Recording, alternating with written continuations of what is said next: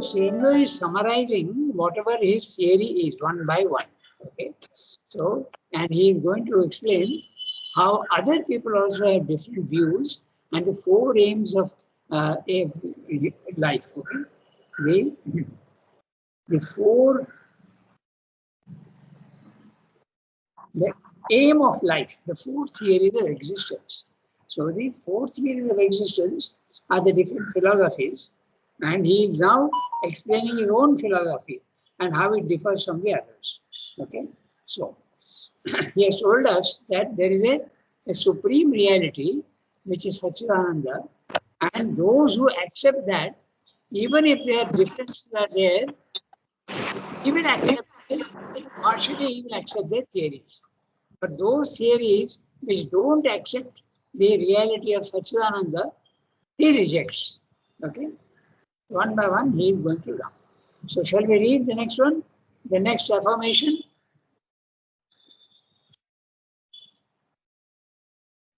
So Rangadat, the paragraph is the paragraph after that and after that. And two paragraphs after that. All views of existence.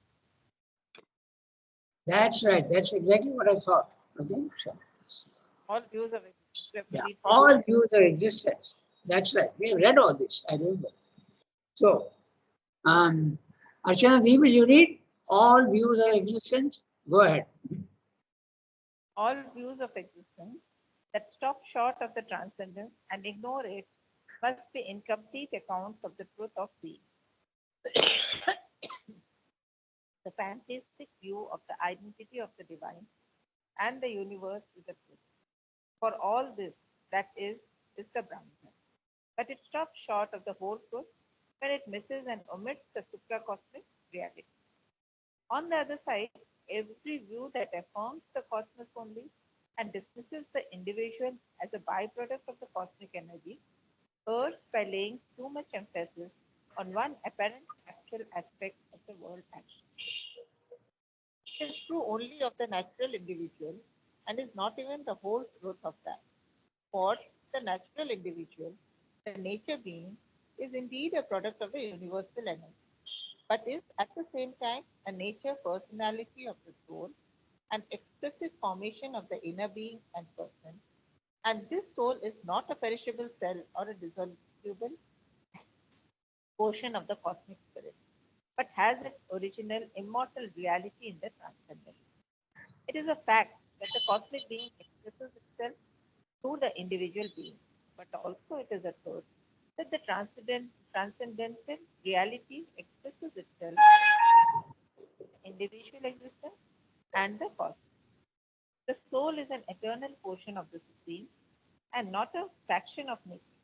But equally, any view that sees the universe as existence only in the individual consciousness must very evidently be a fragmentary. It is justified by a perception of the universality of the spiritual individual and his power of embracing the whole universe in his consciousness. But neither the cosmos nor the individual consciousness is the fundamental truth of existence, for both depend upon and exist by the transcendental divine. It's a very interesting para, and he is going into, and we'll look at what he's saying. We have to interpret his words correctly. Okay, so now he is telling you. He has told you earlier also that if you don't accept the reality, the ultimate reality of Satchidananda, the highest, the transcendent, then I have to reject your theory as only partially true. He is not rejecting entirely. Okay, he is saying it is only partially true. So I read each sentence and we'll see whether it is possible to understand what he's saying. All views of existence that stop short of the transcendence and ignore it must be incomplete accounts of the truth of being. Okay? Truth of being, he means truth of existence, but he's not repeating. Okay? Instead of saying existence, he's saying being. Being is existence. Okay. Now, we must remember that according to Sri Aurobindo and also Vedanta, the divine takes three poises. First is the transcendent. Before the universe is created, only he exists. and it's an inward-looking consciousness. It looks only at itself. It is not creating the world. If it looks outside itself, it creates the world. Okay? So it's an inward-looking transcendence. Chit Ghana. It's a concentrated consciousness which looks only at itself. It is a transcendence. But when it starts looking outwards, okay, it creates a universe.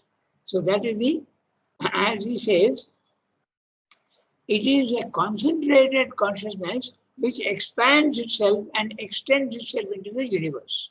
Okay, so that's the first. If you remember the triple status of the supermind, these things are described. 1, 2, 3.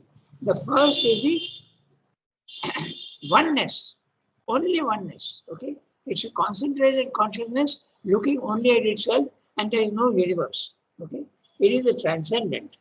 He also uses the words the divine in himself or in itself. That means not outside itself.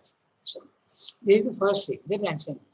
Next, when it looks outwards and creates the extended universe, or he calls it a distributed, but oneness distributed, not multiple distributed. In other words, it's like the sea.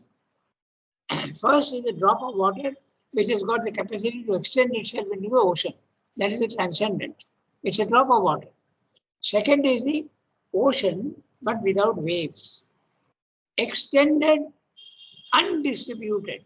Okay? These are the words he uses. So just imagine, it's a sea which is extended, and any 2 points are the same. There is no distribution. There are no waves at all. There is static silence. There is a second level of the supermind. The third level, the waves start forming. That undistributed extension now starts making forms. So it becomes distributed. Okay? You understand? So this is what he's saying.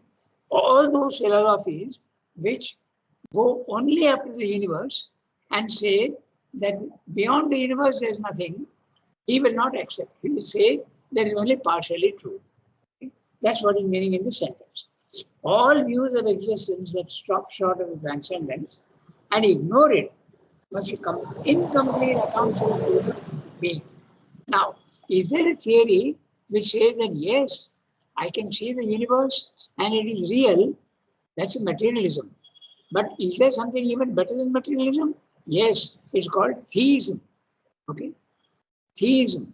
That means you see pantheism. You see the divine in the universe. The universe is the divine. That's a theory, pantheism. But then they don't recognize the transcendence. They recognize only the universe as the divine. It's a form of the divine. The divine is the form. So this also Sremda rejects. Okay? So there you are. The pantheistic view of the identity of the divine and the universe is a truth. Okay? For all this that is the Brahman. Again, the repetition of is. Okay? All that exists is the Brahman. So he agrees partially with pantheism. Yes, the divine is the universe. There is no doubt about it. But he is something much more also than that. He is a transcendent. Therefore, theism is true partially, not fully. Okay? Pantheism is only true partially. There is a whole philosophy with the pantheism. The divine is the universe itself. So, the next sentence. The pantheistic view of the identity of the divine and the universe is the truth. For all this that is the Brahman. But it stops short of the whole truth when it misses and omits the supracosmic reality. Then there is another argument. On the other side, every view that affirms the cosmos only and dismisses the individual as a byproduct of the cosmic energy errs by laying too much emphasis on one apparent factual aspect of the world action. So which philosophy is this? Just think and tell me. On the other side, every view that affirms the cosmos only and dismisses the individual as a byproduct of the cosmic energy errs by laying too much emphasis on one apparent factual aspect of the world action. He's talking of materialism. Materialism thinks that the individual is a byproduct of nature. Matter is producing your body, vitality is producing your vital, the energy is producing your universal energy is producing your vital, and the mental is coming out of matter. Okay? So it is the universe is creating you. You have no self-existence. You don't exist by yourself. You exist because the universe exists. Okay? This is what Swami is saying. So, is it true? It is partially true. Because, yes, the universe does create your body, your vital, and your mind. But does it create the soul? So, materialism can't see the soul. So, they say that the individual is a byproduct of the universe. There is a truth in it. The truth is that your body, mind, life is made by the universe, but not your soul. Therefore, it is half true. Okay. So now look carefully. You'll see.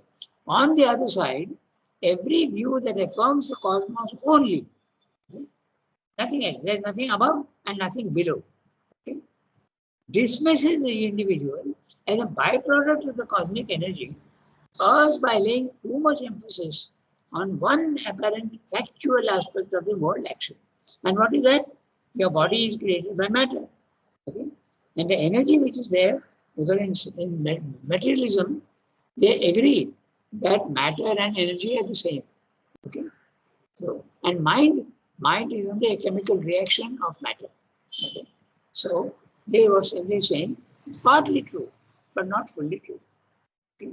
It is true only of the natural individual and is not even the whole truth of that. Which is the natural individual? Your body, mind, life. Why? Because the individual body is made of nature, by nature. Your vitality also is from nature. So it's a natural individual. The word natural, you have to understand, not in the sense of usually as we use the word. Naturally it is like that, not in that sense. When he uses the word natural, it means of nature. It's an adjective of nature. Okay? So natural individual. And is not enough, not even the whole truth of that. For the natural individual, the nature being, which is the nature being? Your body, mind, life. Okay? Is indeed a product of the universal energy. Certainly. There's no denying that.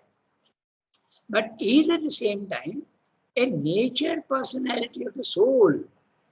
In other words, there is a deeper truth in the individual, and the body, mind, life is an expression of the soul.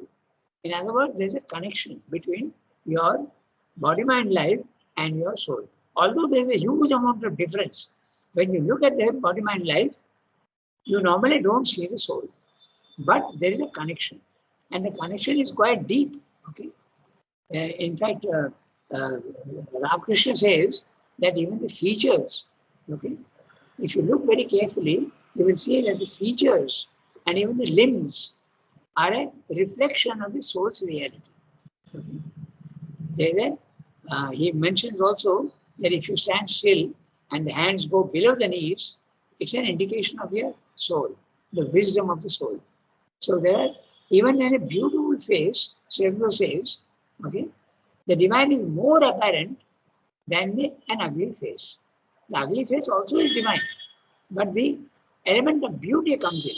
So the body, mind, life is indeed a reflection of the soul. But to what extent? Maybe only 10% or 20%. The rest is all nature, not divine. Okay? So this is what Swami pointing out. There is a connection, but the connection is very deep. It's not superficial. So that's what he's saying. Look at it. But is at the same time a nature personality of the soul. It's a nature personality of the soul. Your body, mind, life, after all, reflects your character. And if you can be sattvic, and if you are sattvic, it is reflecting the status of the soul. Or if it is even tamasic, it reflects the characteristic of the soul at which level it is. Okay? So, an expressive formation, there you are. So, Srivastava is saying the soul expresses itself in the body, mind, life. And this is true, the more you progress, the more it is true. Because the soul, when sufficiently developed, does create its own body-mind life. It chooses, okay? The choice is not 100% because the body-mind life is also a product of the heredity from your parents. So the choice is not absolutely 100% clear. But the soul can select its own body-mind life in the future by selecting where it will manifest itself. And when it sees the body-mind life which is suitable for its progress, it enters into that body. Okay. In fact, let me remind you, mother's body was actually made in the womb by Saraswati. Her womb, her mother's womb, her mother's body, mind life, was prepared in her mother's womb by the divine.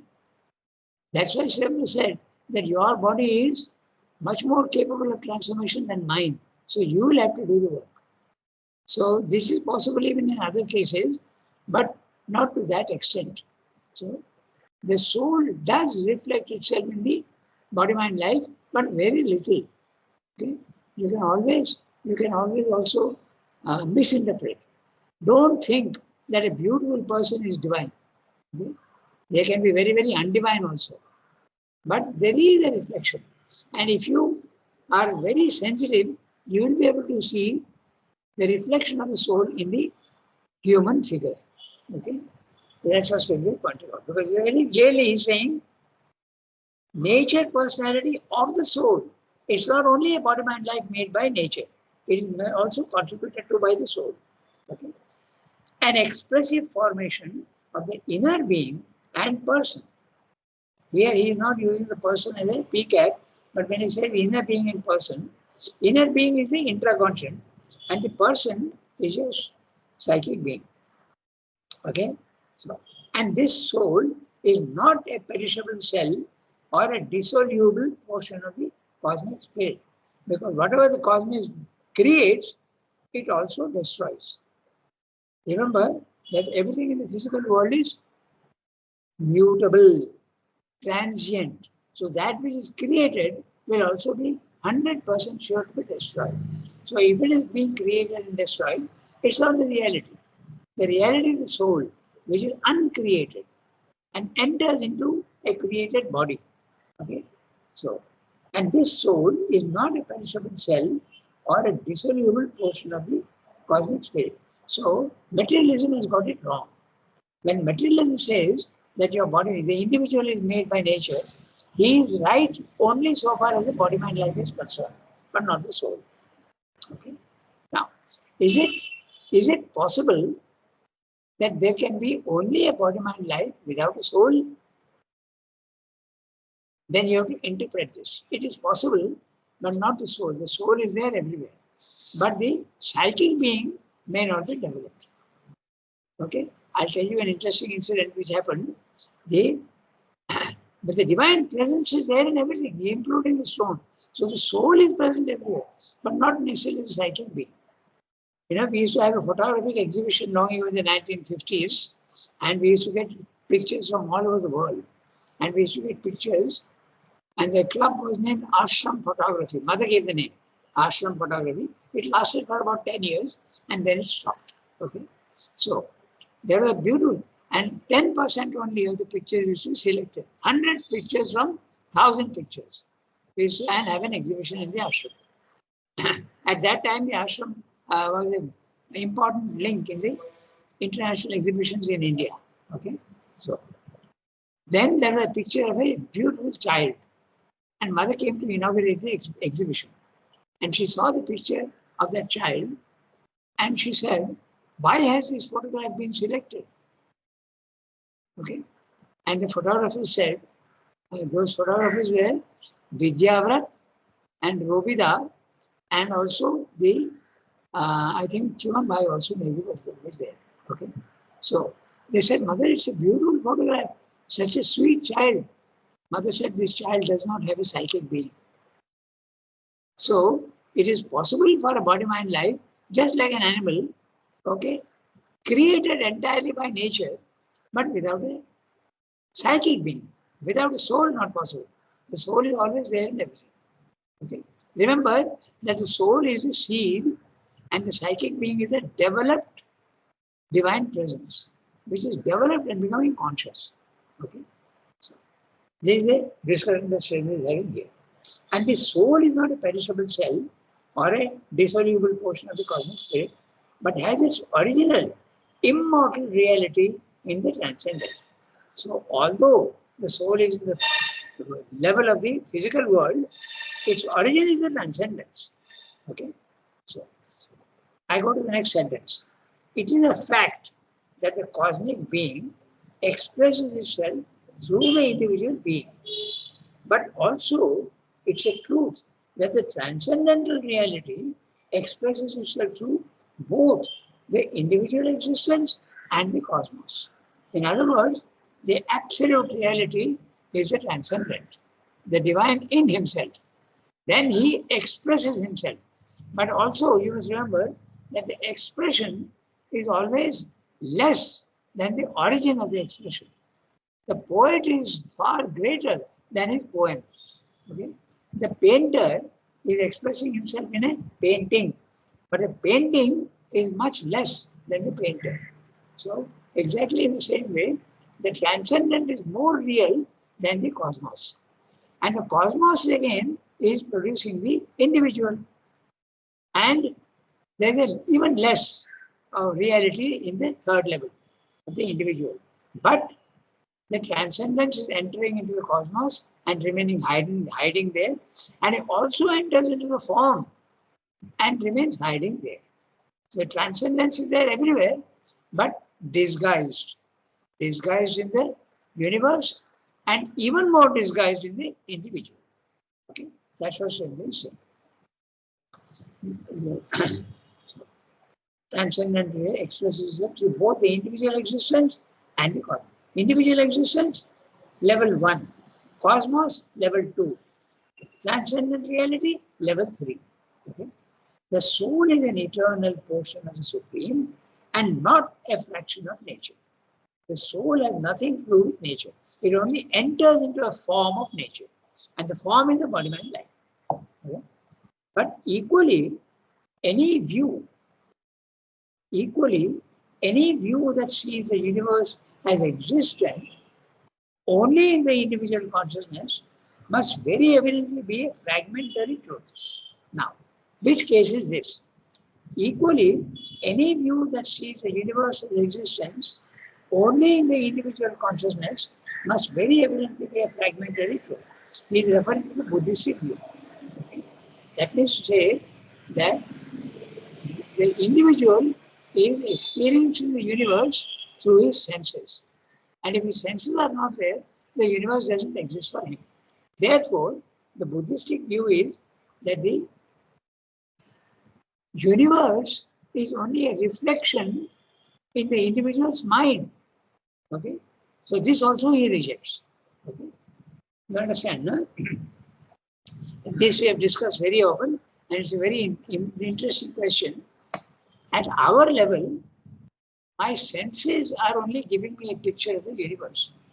The eyes are getting an image on my retina of what I'm seeing. The ears are getting the sounds which are coming and hitting my tympan, okay, the drum, eardrum, and the other things also, nose, they're getting the smells, and all this data is sent to the brain, and the brain is interpreting. Okay?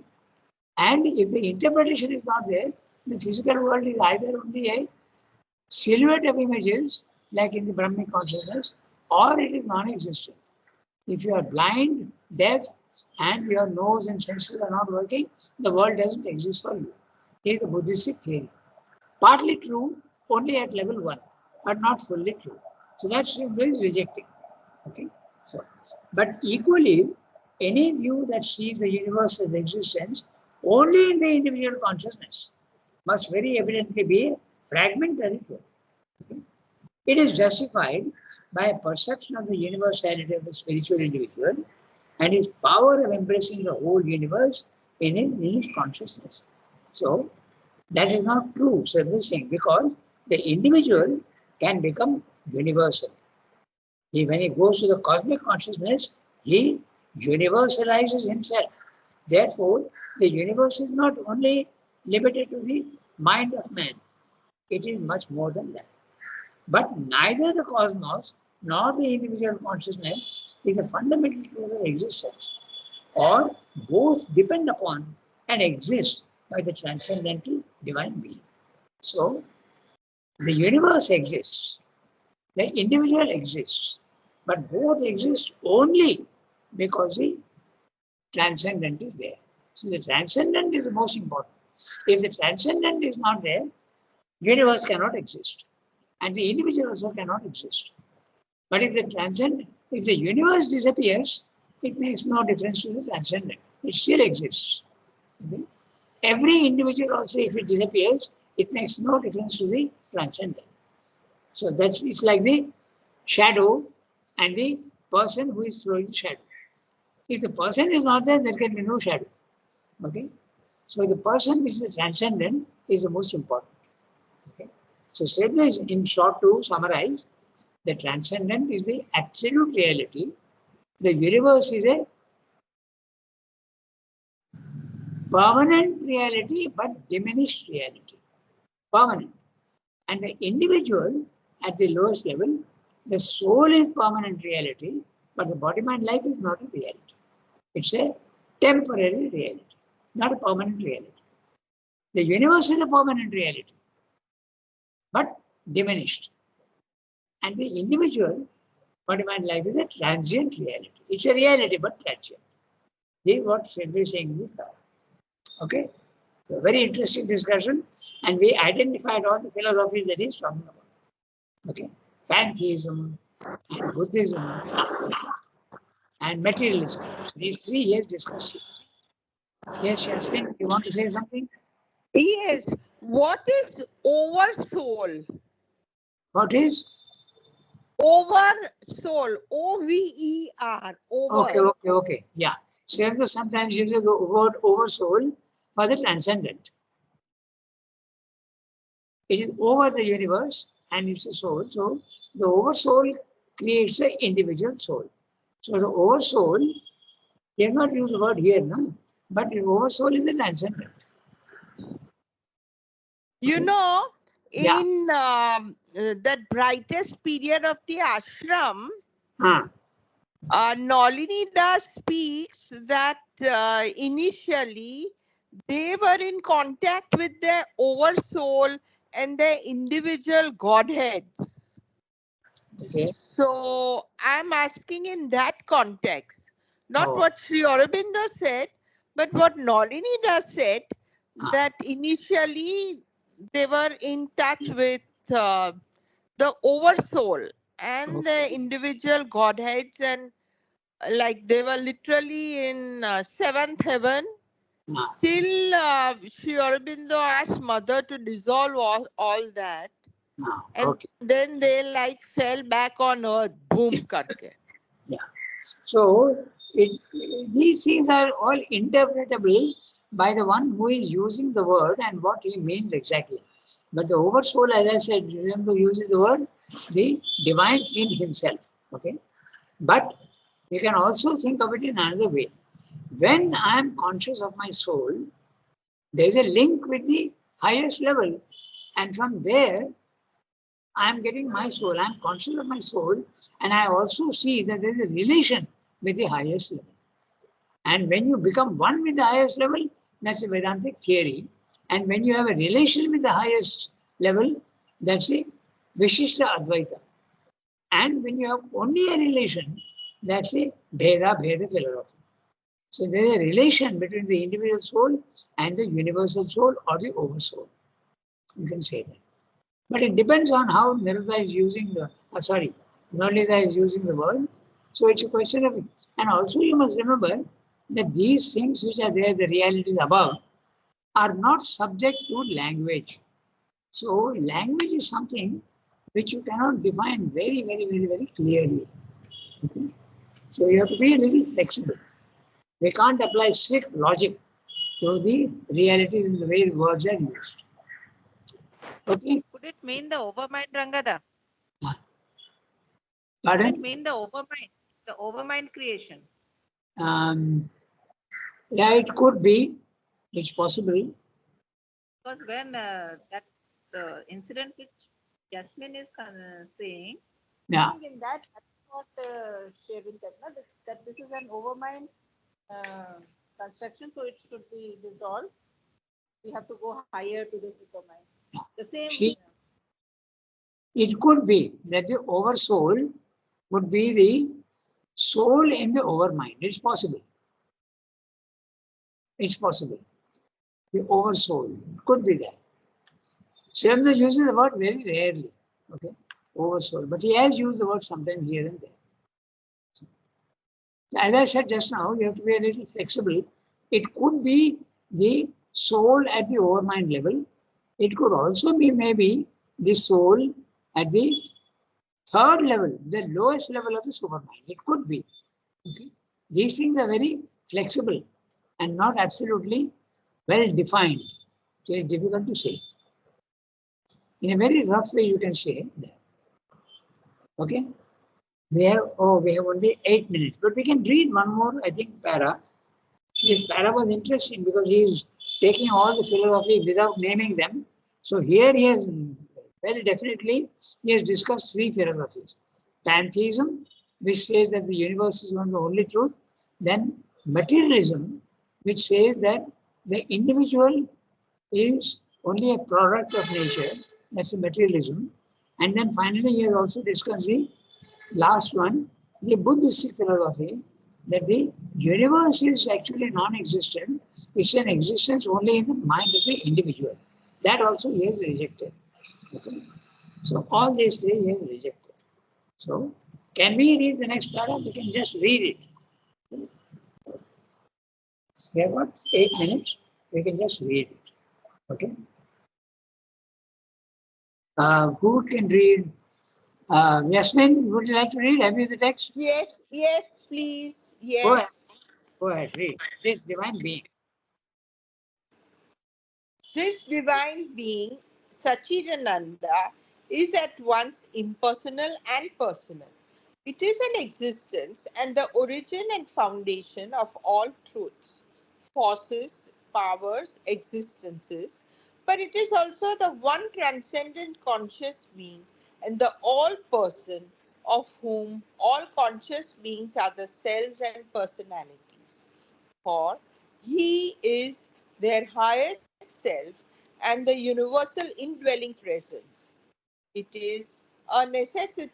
It is a necessity for the soul in the universe, and therefore the inner trend of the evolutionary energy and its ultimate intention to know and to grow into this truth of itself, to become one with the divine being, to raise its nature to the divine nature, its existence into divine existence, its consciousness into the divine consciousness, its delight of being into the divine delight of being, and to receive all this into its becoming, to make the becoming an expression of the highest truth, to be possessed inwardly of the divine self and master of its existence, and to be at the same time wholly possessed by him and moved by his divine energy and live and act in a complete self-giving and surrender. On this side, the dualistic and theistic views of existence, which affirm the eternal real existence of God and the soul, and the eternal real experience and cosmic action of the divine energy, express also a truth of the integral existence, but their formation falls short of the whole truth if it denies the essential unity of God and soul, or their capacity for utter oneness or ignorance. What underlines the supreme experience of the merger of the soul in the divine unity through love, though union of consciousness through fusion of existence in existence. So now he's discussing some more theories. and he is not agreeing with them fully. Okay. So we have got 4 minutes. So what are the things that he is discussing? We can have a quick look. Okay. Or I can do one thing. I can, Another 1 minute. pardon? Angada. Yes. Yes. What you said about the oversoul is it? Is the superconscious. What is it? The lowest level of the supramental you can see. It is above the overmind. Above the overmind. Above the overmind. What you said is absolutely correct. Acharya, I'm not being able to hear you very clearly. I am going to come to the dispensary today and I will, Okay. for my dressing, I am coming. I will discuss it with you there. Okay, sure. Sorry, I can't hear you very clearly. This is a little broken. Okay. It's okay. I'm in the dispensary, so the Yeah. net is not proper. I cannot. Yeah, okay. And even if your net connection is good, I'm a little deaf, you must remember. Not little. I'll tell you afterwards how much. Very deaf. Okay, so we've got 3 minutes left. Is there any question? Then we can discuss the question. Otherwise, I can do one thing. He is discussing here. Yeah, tell me. You have told that Sri Aurobindo said from the body one can realize whether it is a divine something or no. From the body shape, outer body shape, one can realize when you say no, when the hands are lengthy Yes. enough. Yes, so what yes, does yes. it suggest? There is a, in other words, it is not true that the body mind life is hiding the soul fully. It doesn't mean that. Mostly it is hiding. 90% of the body, when you look at it, it will not give you an idea of what the soul is. Okay, that's what it means. But 10%, this soul has a connection with the body that it forms. And the more developed the soul is, it can actually shape its own body in the mother's womb before birth, before it enters the body. So that is what is meant. Okay. We know very clearly that mother's body was shaped in her mother's womb. By, it has been mentioned very clearly. Okay. And even when you are choosing, a developed individual chooses his place of birth. Okay. And when he is choosing his place of birth, what does it mean? It means that he looks at all the possibilities of the different bodies all over and selects that body which will be most suitable for his next life. Okay. So there is a connection between the body and the soul. Not only body, but body, mind, life. There is a connection. But that connection is very little. Only those who are very sensitive will be able to see that. Okay. So mostly we can't see. So the body, mind, life does hide the soul almost fully to the ordinary man. Okay. But to one who is developed, through the body, mind, life also when you see, you can see a connection with the soul. Mother would look at your soul and not your body, mind, life and understand what you are. So, but she is looking at it through your body, mind, life. So that is what is meant. That there is a connection. It's not that there is no connection at all. Okay. The connection ceases, in a sense, when the soul comes out of the body and stops identifying itself with the body and the vital and the mind. Then you go into the Brahmic consciousness and you're standing outside your body, mind, life. You're standing outside the universe. Okay. You are normally in a transcendent consciousness. Okay. So we have to stop here today, 8:40. So we'll stop here today. Tomorrow we'll discuss this para more detailed manner. Okay. Merci beaucoup. Okay. Au revoir. Thank you, Rangata.